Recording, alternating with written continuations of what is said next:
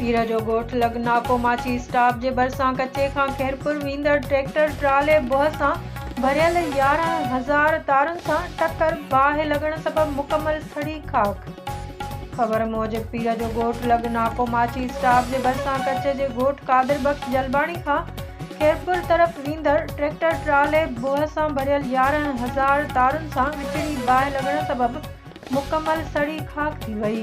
उन मौक़े ते मुतासिर अब्दुल ख़ालिक जलबाणी उर्दू मीडिया ग्रुप पीर जो ॻोठ सां ॻाल्हाईंदे चयो त असांजो उन ट्रैक्टर ट्राले ते गुज़र सफ़र हुयो कचे जे मुख़्तलिफ़ इलाइक़नि मां किराए ते बोह खणी ॾोराहनि इलाइक़नि ॾे खणी वेंदो हुयुसि, जंहिं ते पूरे घर जो ख़र्चो हलंदो हुयो।